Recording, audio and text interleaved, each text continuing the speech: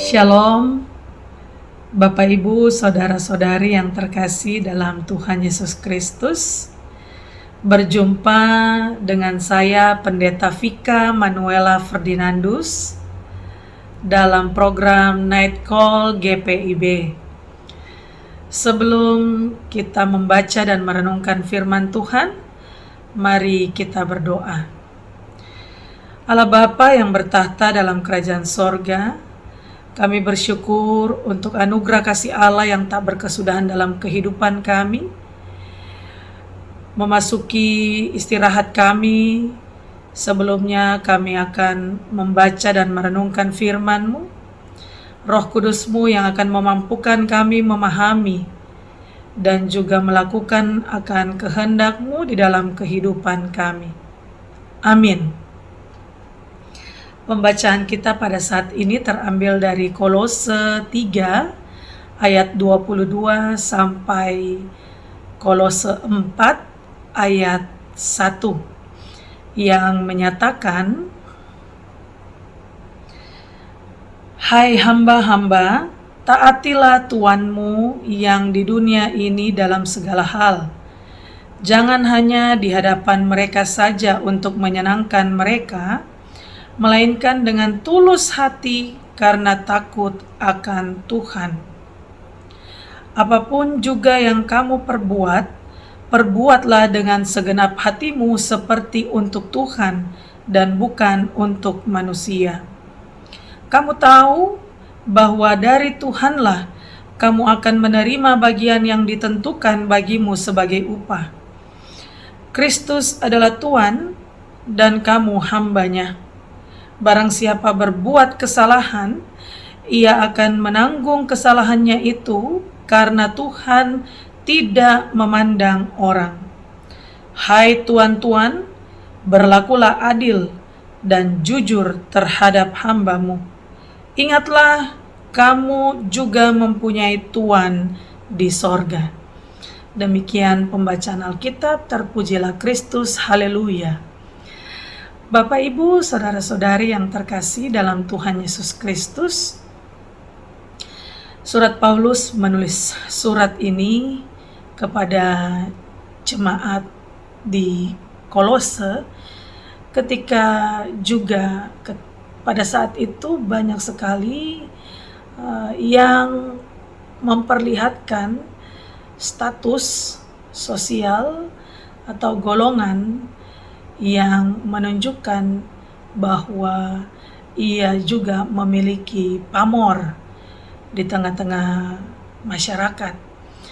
Oleh karena itu ada status antara tuan dan hamba.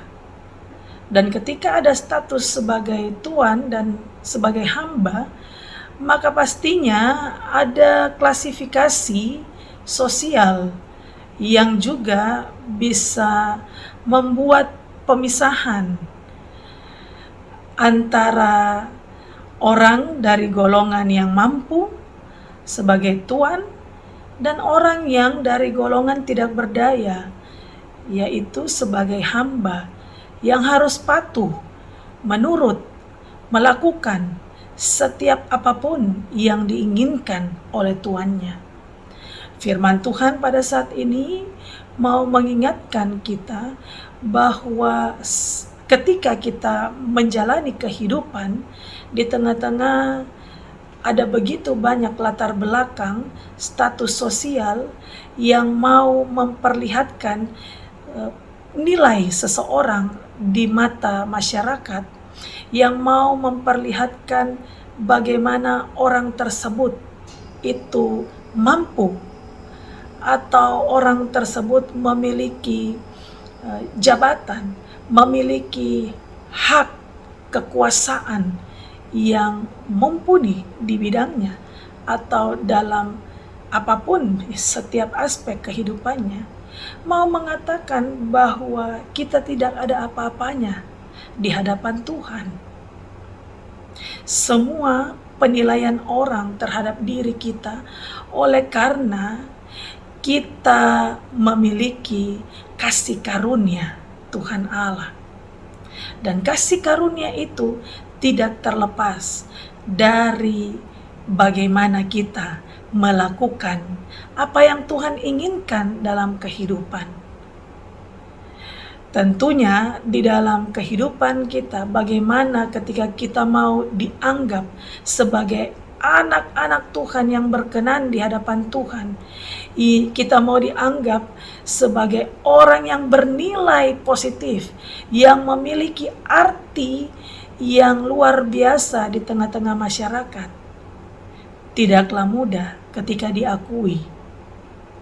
Pastilah ada begitu banyak tantangan yang dijalani, termasuk juga tantangan tentang kerendahan hati. Apakah kita masih terus bisa memiliki jiwa yang merendah, hati yang mau merendah di tengah-tengah kehidupan bermasyarakat kita? Apakah kita mampu menjadi pribadi yang selalu melihat ke bawah, tidak membusungkan dada? Apakah kita mau melakukan setiap tugas tanggung jawab kita tanpa bersungut, tanpa melihat orang-orang dengan status sosialnya, tanpa melihat apa pekerjaannya, apa latar belakangnya? Apakah kita mau melakukan setiap tugas tanggung jawab kita di dunia ini dengan segenap hati seperti untuk Tuhan?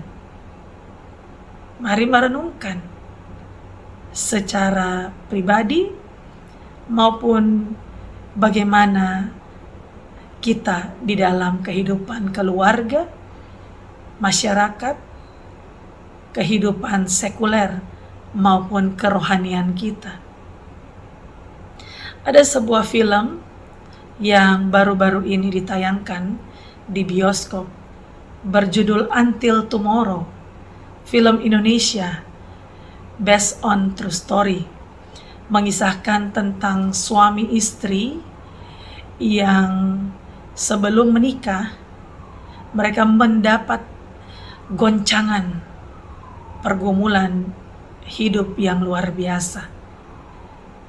Nama pasangan ini adalah Haka dan Sarah. Mereka sudah berpacaran kurang lebih 8 tahun dikisahkan. Dan di dalam kehidupan mereka berelasi, ternyata ada goncangan, yaitu penyakit yang harus dihadapi oleh Sarah. Penyakitnya adalah kanker darah. Dan hidupnya tidaklah gampang. Ia menyadari bahwa hidupnya hanya sementara. Sehingga Sarah juga ketika mengetahui penyakitnya, dia selalu mengucapkan kepada calon suaminya, Haka, I love you until tomorrow. Haka berkata, kenapa kamu mengucapkan selalu I love you until tomorrow? Ternyata karena besok ketika dia sadar dari bangunnya, dia juga akhirnya mau berkata itu. Dia juga menyadari bahwa dia selalu mau mencintai. Belum tahu ketika besok ia bangun, apakah dia masih sadar, apakah dia tidak meninggalkan Haka. Oleh karena itu, dia mau mengucapkan kata I love you seterusnya sampai ia bangun kembali until tomorrow, besok hari. Dan pekerjaan dari Sarah adalah seorang pembuat kue, cupcakes. Dan di situ dia menunjukkan sebelum ia mengetahui bahwa ia mengalami kanker darah, dan setelah ia mengetahui, dia melakukan tugas tanggung jawabnya dengan semangat, dan bahkan ia mampu ya, memberikan yang terbaik. Ia selalu mau supaya cupcakes-nya terjual dengan maksimal. Dan bahkan dia harus lembur karena dia tahu bahwa apa yang dia lakukan itu betul-betul membuat dia juga semakin berarti di dunia ini. Dan juga dia membagikan ya kesaksian hidupnya. Dia juga mempengaruhi orang-orang di sekelilingnya untuk selalu mau berbuat dengan ketulusan dan juga selalu mau memberikan yang terbaik.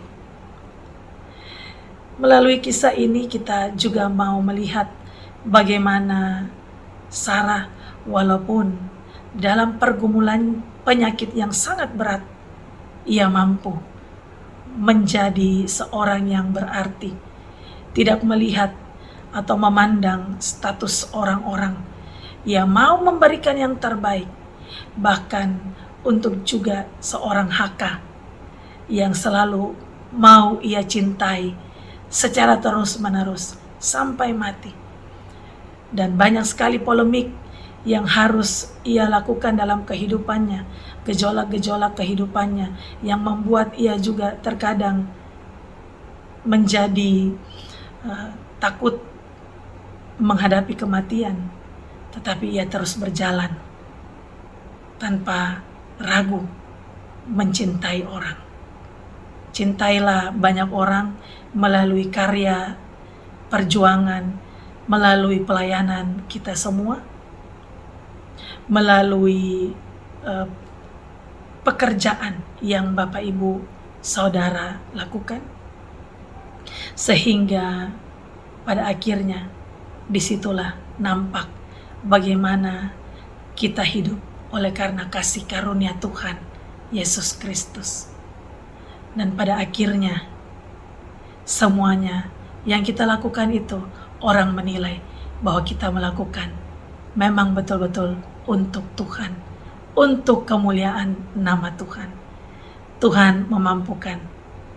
Amin. Mari kita berdoa.